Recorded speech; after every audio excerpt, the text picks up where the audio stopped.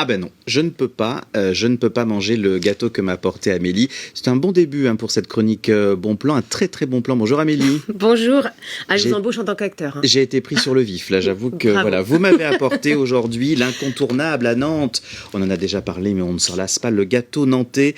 On va découvrir sa version mini, parce que là effectivement c'est un mini gâteau nantais avec les mini de Gwen. Exactement Fabien, exactement. On va parler du gâteau nantais, l'emblématique gâteau, mais pas que, il y a aussi plein de petits biscuits que Gwen nous fabrique. Alors voilà, moi je suis extrêmement gourmande et j'ai rencontré Gwen, elle m'a expliqué un petit peu son histoire. Avant elle donnait des cours de cuisine avec un robot, voilà, dont tout le monde connaît, et elle, ce qu'elle adore c'est rencontrer les gens. Donc elle se dit, voilà, qu'est-ce que je vais pouvoir faire après cette expérience? Eh bien je vais me former avec un CAP de cuisine. Bon, certes elle le passe haut la main, mais Gwen, elle aime bien se challenger. Alors elle se dit après, je vais passer un CAP de pâtissier en candidat libre. Voilà, comme ça, la totale. Et ensuite, elle a eu les émissions de télé, il y en a beaucoup, on pense évidemment aux meilleurs pâtissiers. Et elle s'est dit, tiens, le gâteau nantais, j'aime beaucoup, et pourquoi pas le faire en version un peu plus petite?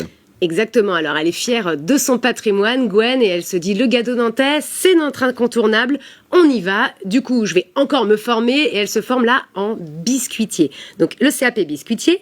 Et alors, vous savez, le gâteau nantais, c'est un peu particulier, il faut tester le glaçage, les recettes, la conservation. Bref, elle fait tous les tests auprès des copines. Je n'étais pas invitée. Merci Gwen. Bref, elle monte les mini et là elle commence les marchés, vraiment ça l'anime. Elle trouve qu'il y a des super bons retours et elle commence à créer les fameux mini encore plus petits que celui que vous avez, Fabien. Regardez-moi ça.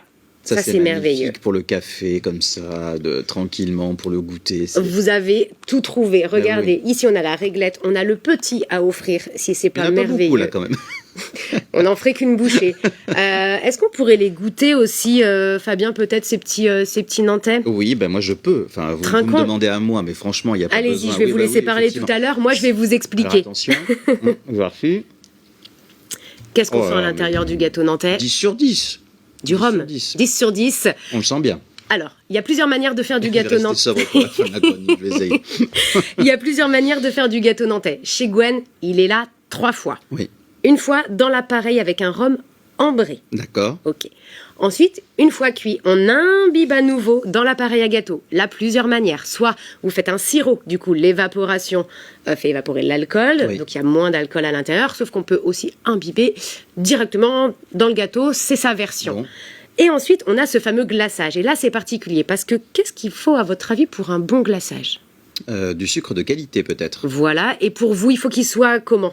Un petit peu croustillant, mais pas trop mou en fait. Exactement, et c'est ça la difficulté. Mais là c'est le cas, en plus il est très très bien fait. C'est qu'il faut quelque chose qui soit assez fin, mais pas trop, parce qu'il y a du rhum à l'intérieur dans ce glaçage avec le sucre, et il faut qu'il garde cette brillance. Donc il y a vraiment tout un travail un petit peu spécifique à avoir. Alors le rhum à consommer bien sûr avec modération, mais pour l'avoir goûté, on le sent, mais de manière modérée, c'est-à-dire que c'est pas, non mais c'est pas trop fort.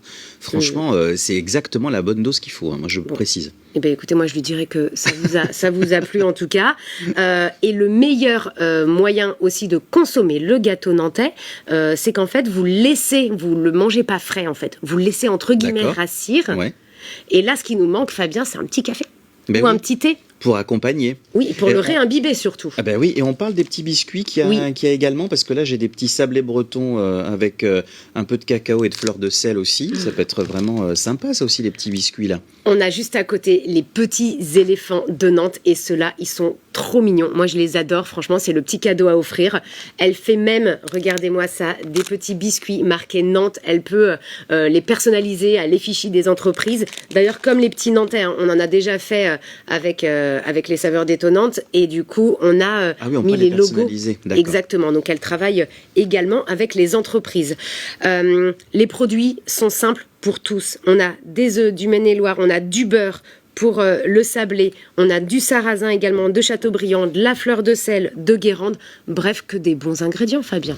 Eh bien, on va continuer à déguster ces bons produits. Merci beaucoup, Amélie, pour cette belle découverte. Le site internet s'affiche. Ah, là, vous pouvez maintenant. Vous avez terminé votre chronique, vous avez bien bossé. Chronique à retrouver, à déguster en replay sur telenantes.fr.